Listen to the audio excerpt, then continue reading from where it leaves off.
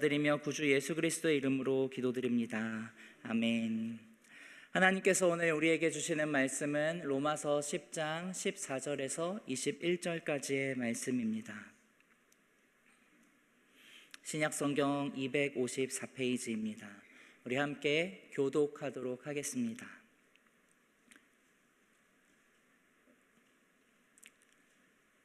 그런즉 그들이 믿지 아니하는 일을 어찌 부르리요? 듣지도 못한 일을 어찌 믿으리요? 전파하는 자가 없이 어찌 들으리요? 보내심을 받지 아니하였으면 어찌 전파하리요? 기록된 바 아름답도다. 좋은 소식을 전하는 자들의 발이여 함과 같으니라. 그러나 그들이 다 복음을 순종하지 아니하였도다. 이사야가 이르되 주여 우리가 전한 것을 누가 믿었나이까 하였으니 그러므로 믿음은 들음에서 나며 들음은 그리스도의 말씀으로 말미암았느니라. 그러나 내가 말하노니 그들이 듣지 아니하였느냐? 그렇지 아니하니 그 소리가 온 땅에 퍼졌고 그 말씀이 땅끝까지 이르렀도다 하였느니라. 그러나 내가 말하노니 이스라엘이 알지 못하였느냐? 먼저 모세가 이르되 내가 백성 아닌 자로서 너희를 시기하게 하여 미련한 백성으로서 너희를 노엽게 하리라 하였고, 이사야는 매우 담대하여 내가 나를 찾지 아니한 자들에게 찾은 바 되고 내게 묻지 아니한 자들에게 나타났노라 말하였고, 이스라엘에 대하여 이르되 순종하지 아니하고 거슬러 말하는 백성에게 내가 종일 내 손을 벌였노라 하였느니라. 아멘. 사도 바울이 디모데전서 2장 4절에서 이렇게 말씀을 줍니다. 하나님은 모든 사람이 구원을 받으며 진리를 아는 데 이르기를 원하시느니라. 아멘. 그 구원하심을 위해 하나님께서 아들 예수 그리스도를 우리의 대속 제물로 주셨다라는 것을 우리는 알고 있고 진실로 믿고 있고 신뢰하고 있습니다.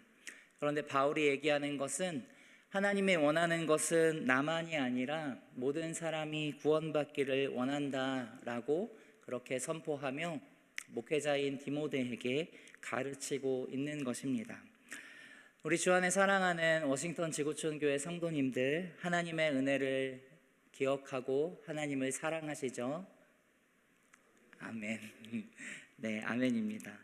우리가 사랑하는 사람을 위해서라도 우리가 결혼할 때 보면은 내가 하늘에 있는 별도 따줄게 라고 이야기를 하면서 그렇게 고백하기도 하는데, 우리를 구원하신 하나님, 또 우리를 사랑하시는 하나님, 또한 내가 그렇게 사랑하는 하나님께서 원하시는 것, 오늘 바울의 고백처럼 얘기하면 모든 사람이 구원받으며 진리를 아는 데 이르기를 우리 하나님이 원하신다라고 얘기합니다.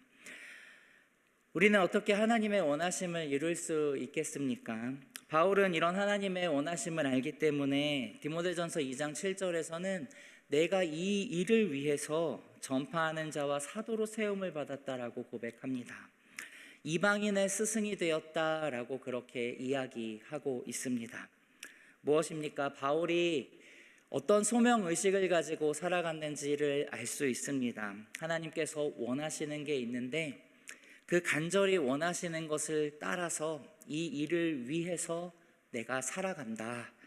이 일을 위해 내가 세움을 받았다. 바울은 그래서 이방 지역에서 복음 증거하며 선교하며 살아가는 선교사였지요. 그런데 본래 그는 유대인이었습니다. 유대인으로서 동족인 유대인들도 그 모든 사람에 포함이 되겠죠. 당연히 구원받기를 원했을 겁니다. 그러나 유대인들이 어떻게 거절했는지 바울은 잘 알고 있습니다. 오늘 본문 앞서서 사도 바울은 로마서 앞부분에서 이스라엘의 실패를 지적합니다. 하나님의 의를 따르지 않고 자신의 의로움을 주장했던 이스라엘, 그들은 하나님의 백성으로 살아가는 것에 대해서 완전히 실패했습니다. 율법의 의를 넘어서는 그래서 그리스도의 의, 예수 그리스도를 믿는 그 의로움을, 믿음으로 얻는 의를 앞서서 이야기를 하면서 이것은 유대인이나 헬라인이나 차별이 없는 의다, 유대인 너희들에게만 주어지는 게 아니다 라는 그런 이야기이지요.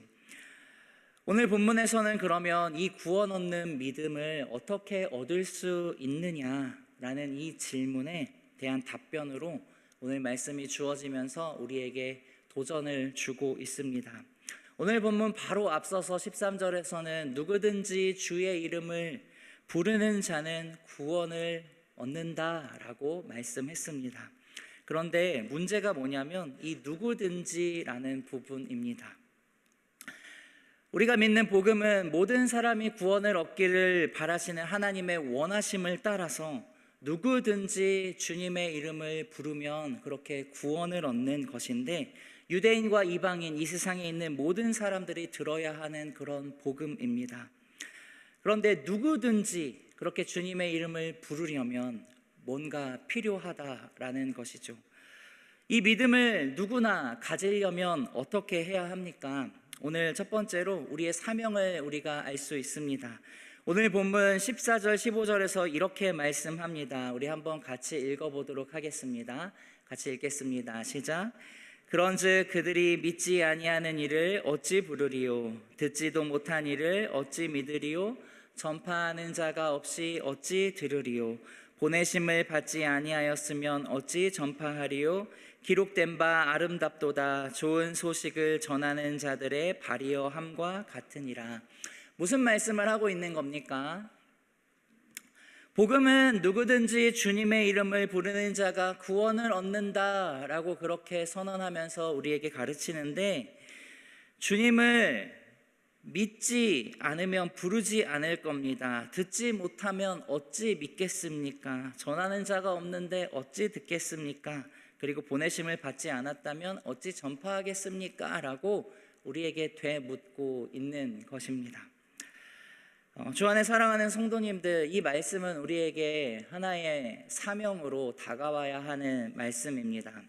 주님께서는 모든 사람들이 주님의 이름을 부르도록, 그렇게 누구든지 주의 이름을 부르면 구원을 얻는다라는 그 말씀을 이루도록 우리를 보내십니다. 여기 있는 한 사람 한 사람을 보내시는 것이죠. 구원이 누구든지 주 예수 그리스도를 믿음으로 가능하다면 모든 사람에게, 모든 족속에게 그것이 전파되어야 하는 겁니다. 이 전도자로 우리를 부르시는 것이 오늘 말씀의 부딪힘과 도전일 겁니다. 저는 지난 한 주간 전도폭발 임상훈련에 참여를 했는데요. 참으로 많은 우리 성도님들께서 어떻게 해서든 한 영혼에게 예수 그리스도의 복음을 전파하려고 또 훈련도 하고 다짐도 하고 시간도 내고 물질도 드리고 훈련하고 기도하고 나가서 또 전도하시는 그런 모습을 보면서 참 많은 도전이 되었습니다. 그 안에 참 생명력이 있구나라는 생각을 하게 되었습니다. 강사 목사님이 하시는 말씀 가운데 한 가지 좀 인상적인 부분은 복음을 전파하는 그 전도자의 사명이 다른 사람의 생명을 살리는 걸 텐데, 다른 사람 생명을 살리려고 그거 하는 게 아니고 자기가 살려고 그거 하는 거다, 전도하는 거다, 이렇게 말씀하시더라고요.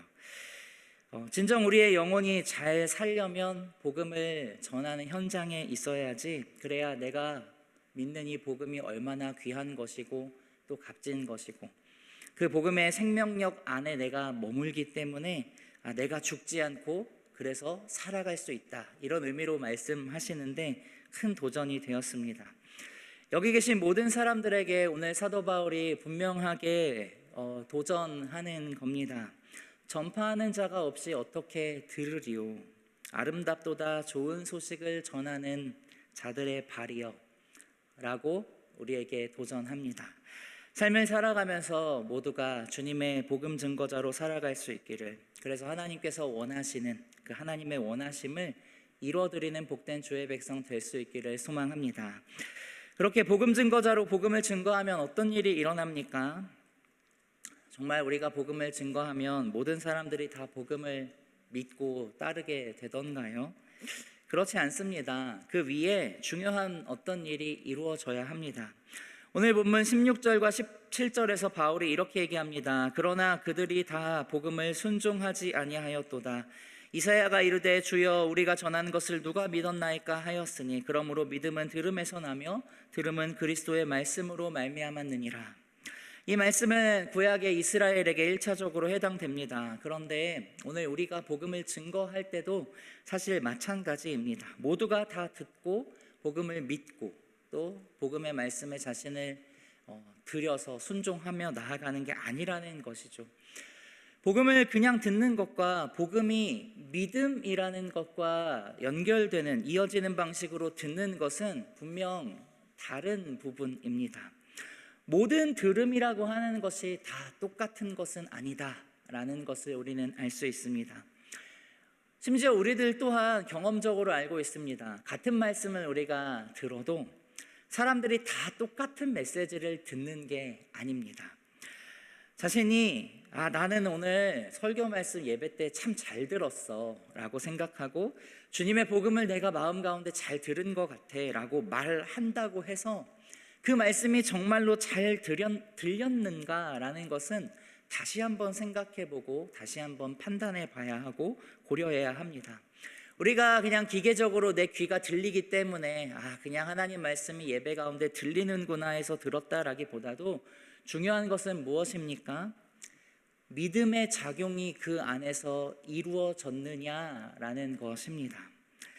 믿음은 들음에서 난다라고 하는데 그게 우리가 하나님의 말씀을 또 읽거나 아니면 설교를 듣거나 할 때 믿음이 일어나야 하는데 항상 그렇습니까? 안 그럴 때도 있고 그럴 때도 있는 것이죠. 사도행전에 보면 루디아라는 여자가 나타납니다. 사도행전 16장 14절에 뭐라고 얘기하냐면 주께서 그 마음을 여셨다라고 기록합니다. 우리가 알듯이 믿음이라고 하는 것은 하나님의 선물인데 주님께서 마음을 여셔서 믿음을 허락하셔야지만 들음을 통하여서 하나님의 말씀이 내 안에서 믿어지고 그 믿음이 삶 가운데에 그래서 말씀이 역사하게 되는 것입니다. 그러면 우리가 복음 증거할 때 우리 입장에서 뭘 합니까? 할 수 있는 게 없지 않습니까? 어차피 성령 하나님이 배후에서 다 하시는 거 아닙니까? 라고 생각할 수도 있는데 물론 우리가 믿음을 우리가 가지라고 복음을 전파하면서 그 사람이 믿음을 가지면 좋겠지만 이 하나님께서 하시는 영역은 전도자가 하나님께 맡겨야 하는 부분입니다. 그런데 분명한 것은 무엇이냐? 오늘 17절은 이렇게 얘기합니다. 그 들음이라고 하는 것은 그리스도의 말씀으로 말미암았다라고 하는 그 바울의 표현입니다. 곧 예수 그리스도에 대한 말씀. 그러니까 믿음이라고 하는 것은 항상 그리스도에 대한 메시지와 관련되어 있습니다. 예수님을 증거할 때 성령 하나님께서 그 복음의 말씀과 함께 역사해서 믿음의 역사가 나타나는 것이지 단순히 그냥 교회를 자랑한다거나 뭔가 세상 이야기를 한다거나 해서 믿음이 그냥 생겨나는 게 아니라는 이야기입니다. 그러므로 우리에게 있어서 참으로 감사할 것은 우리가 진실로 주 예수 그리스도의 이름을 또한 주 예수 그리스도의 복음의 말씀을 듣는다는 것, 그것이 얼마나 감사한 일인지 모릅니다. 예수 그리스도의 말씀 이외의 다른 이야기들로 강단이 혼탁해지는 오늘날의 시대 가운데에서 예수 그리스도의 말씀을 듣는다는 것, 그래서 그를 통하여서 믿음의 역사가 우리의 예배 가운데 나타나고 복음 증거의 현장 가운데 나타난다라고 하는 것은 우리가 진실로 감사해야 하는 감사의 제목입니다. 우리의 모든 예배 가운데 또한 우리가 밖에 나가서 우리 주님의 이름을 또한 복음을 증거하면서 성령님께서 그렇게 믿음의 역사가 나타나게 해달라고 우리가 간구하며 나아갈 수 있기를 바랍니다. 모든 예배가 예수 그리스도를 의지하여서 드리는데 그때마다 우리가 듣는 말씀, 그 말씀을 믿게 하시는 성령의 역사가 이루어지기를, 그래서 믿음이 생겨나고 자라가는 복된 성도 되시기를 축복합니다. 마지막으로 생각할 것은 들음에도 불구하고 그래도 여전히 복음에 반응하지 않는 자들이 실제로 존재한다라는 것을 기억하는 겁니다. 오늘 18절에 보면 내가 그러나 내가 말하노니 그들이 듣지 아니하였느냐? 그렇지 아니하니 그 소리가 온 땅에 퍼졌고 그 말씀이 땅끝까지 이르렀도다 하였느니라 라고 합니다.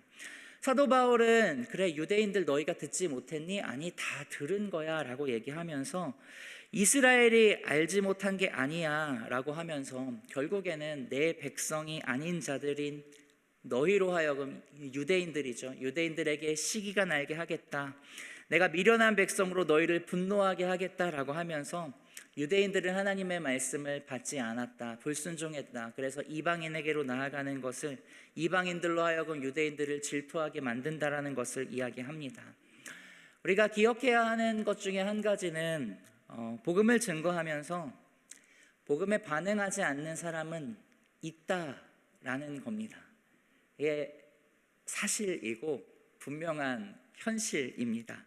복음을 증거하면서 복음에 늘 누구든지 모든 사람이 하나님은 구원받길 원하시지만 분명 복음에 반응하지 않는 사람이 있고 물론 인내하고 때를 기다려야 한다라는 것을 그래서 우리에게 가르쳐 주는 겁니다.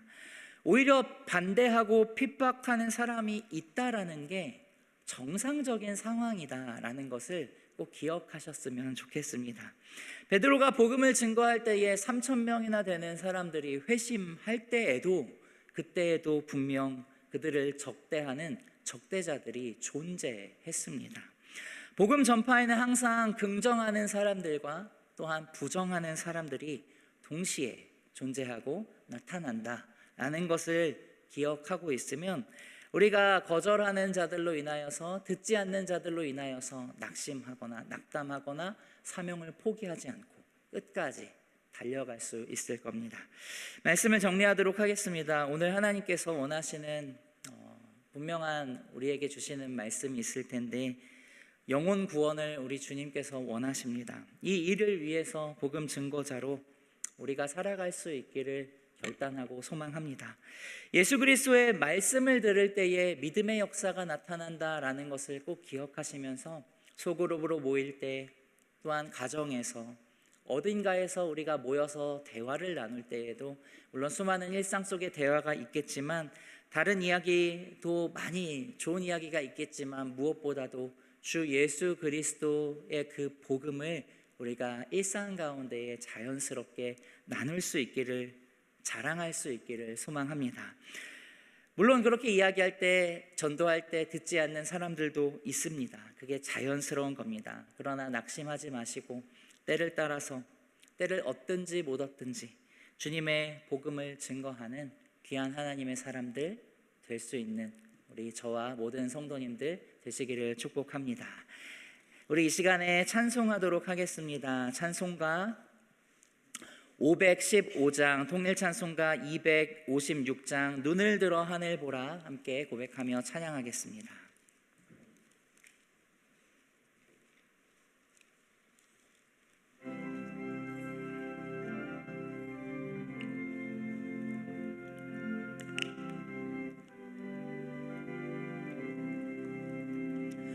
눈을 들어 하늘 보라 어지러운 세상 중에 곳곳마다 상한 영의 탄식 소리 들려온다. 빛을 잃은 많은 사람 길을 잃고 헤매이며 당자처럼 기진하니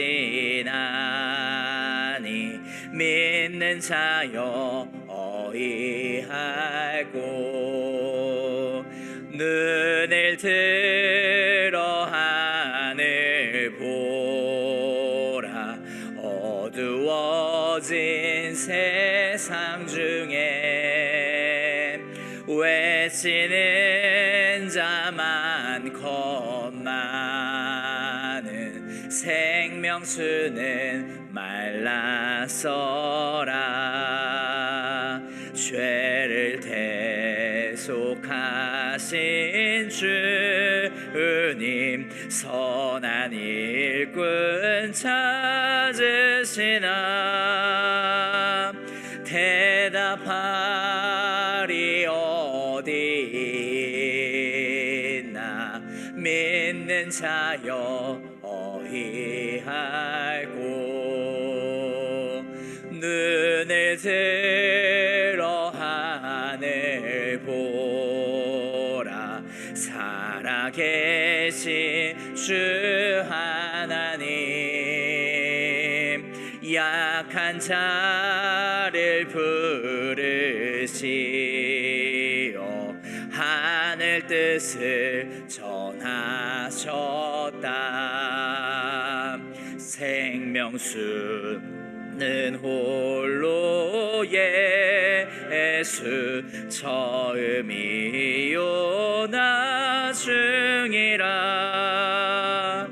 주님 너를 부르신다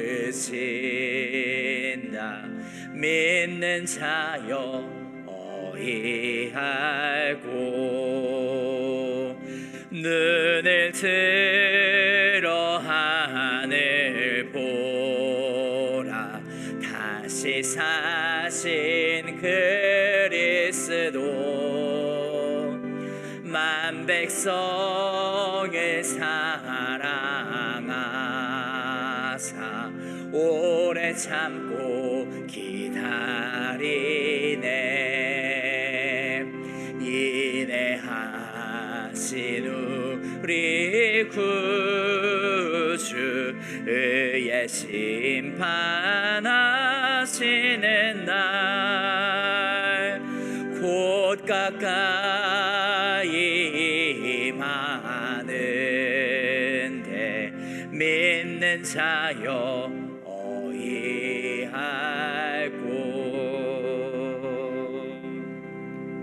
우리 이 시간에 합심으로 함께 기도하도록 하겠습니다. 우리 개인을 위한 기도 제목으로 나아갈 때에 복음을 믿는 사람으로 예수 그리스도의 복음을 전하는 성도로 살아가도록 우리 주 예수 그리스도의 말씀으로 인하여 믿음의 역사가 나타나는 그러한 예배자 되기를 원한다고 듣지 않는 사람들이 있더라도 낙심하지 않고 인내하며 증거하는 성도가 되도록 우리 들은 말씀 기억하면서 이 시간 합심으로 기도하도록 하겠습니다.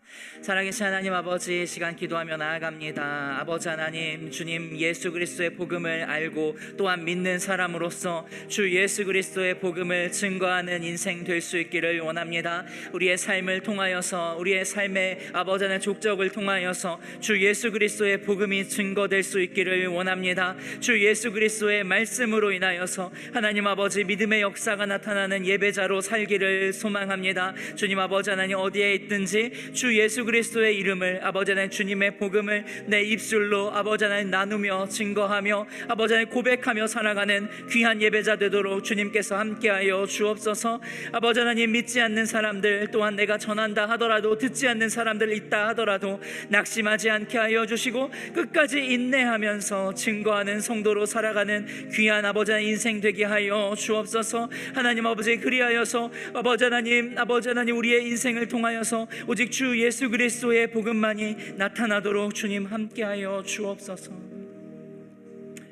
우리 시간 교회를 위하여서 기도 제목으로 함께 기도하길 원합니다. 지구촌에 생명을 주고 제자를 삼아 선교하는 교회, 예배의 생명을 거는 공동체 되도록 우리 목장 모임이 성령의 임재와 기름 부으심으로 충만하고 함께 웃고 함께 우는 따뜻한 사랑의 공동체가 되며 목장마다 큰 부흥의 역사가 임하도록 우리 환우들의 건강을 회복시켜 주시고 환난 중에 성도들을 눈동자와 같이 지켜주시도록 우리 이 시간 합심으로 기도합니다. 사랑하는 하나님 아버지 하나님 우리 교회를 위하여서 이 시간 아버지 하나님 기도하며 나아갑니다. 하나님 아버지 우리의 교회가 지구촌에 생명을 주고 제자를 삼아서 선교하는 교회 아버지 하나님 되기를 소망합니다. 아버지 하나님 우리의 모든 예배자들이 예배의 생명을 걸며 나아가는 귀한 공동체 되도록 주님 역사 역사하여 주옵소서. 아버지 하나님, 살아있는 예배자로 주님 아버지 하나님 말씀으로 인하여 반응하는 예배자 되도록 함께하여 주옵소서. 목장 모임에 성령의 임재와 기름 부으심으로 충만케 하여 주시고 함께 웃고 함께 우는 따뜻한 사랑의 공동체가 되게 하여 주옵소서. 목장마다 아버지 부흥의 역사가 임하도록 역사하여 주옵소서. 교회 환우들의 건강을 회복시켜 주옵소서. 마음이 상하고 육체가 쇠진하여서 힘겨워할 때에 성령님 함께하여 주시고 동행하여 주시고 위로하여 주옵소서. 환난 중에 성도님들 눈동자와 같이 지켜주시고 주님의 아버지 하나님 손으로 인도하시고 역사하여 주옵소서. 우리 나라와 민족과 열방을 위한 기도 제목으로 나아갑니다. 단기 성교를 통해 또한 뿌려질 복음의 씨앗들이 풍성한 열매를 맺고 모든 성도들이 삶의 현장에서 선교적인 삶을 계속해서 살아가도록 우리 베트남 단기 선교팀 10월 1일부터 13일까지의 여정인데 안전하게 건강을 지켜주시고 주님 안에서 하나 되며 풍성한 사역의 열매를 맺도록 우리 대한민국과 미국이 하나님을 경외하고 선교하는 나라로 귀하게 쓰임받도록 우리 이 시간 함께 나라와 민족과 열방을 위하여 기도하도록 하겠습니다. 하나님 아버지, 시간 간구하며 나아갑니다. 아버지 하나님, 단기 선교를 통하여서 아버지 하나님 뿌려진 씨앗들 또한 앞으로 뿌려질 씨앗 가운데에 풍성한 열매를 맺고 아버지 하나님 모든 성도들이 삶의 현장 가운데에서 내가 선교사이라는 아버지 하나님 자각과 정체성을 가지고 선교적인 삶을 계속해서 살아갈 수 있도록 주여 인도하여 주옵소서. 베트남 단기 선교팀이 10월 1일부터 13일까지 아버지 하나님 떠나게 됩니다. 아버지 하나님께서 안전하게 하여 주시고 모든 팀원들의 건강을 지켜주시고 주 안에서 하나 되어서 연합하여서 귀한 복음의 사역 가운데 열매 맺을 수 있도록 풍성한 사역의 열매가 나타나도록 주님 역사하여 주시고 동행하여 주옵소서. 대한민국과 미국이 하나님을 경외하고 아버지 하나님의 복음을 증거하며 선교하는 나라로 귀하게 쓰임받도록 주님 함께하여 주시고 붙들어 주시고 역사하여 주시옵소서.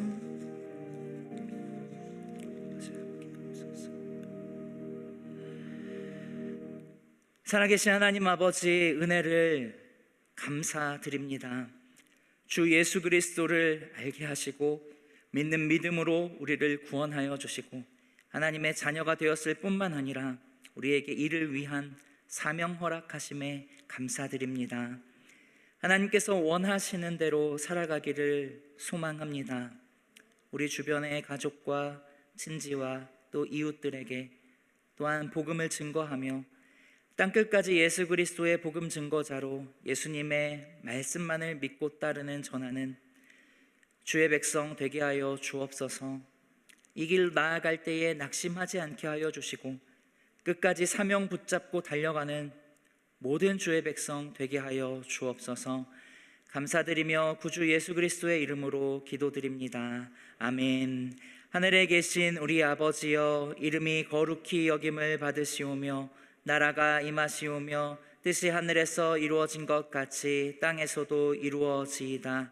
오늘 우리에게 일용할 양식을 주시옵고 우리가 우리에게 죄 지은 자를 사하여 준 것 같이 우리 죄를 사하여 주시옵고 우리를 시험에 들게 하지 마시옵고 다만 악에서 구하시옵소서. 나라와 권세와 영광이 아버지께 영원히 있사옵나이다. 아멘. 오늘 조식은 목회지원팀에서 준비했습니다. 기도 후 식사의 교제 속에 은혜 누리시기를 바랍니다. 각자의 기도 제목으로 기도하도록 하겠습니다.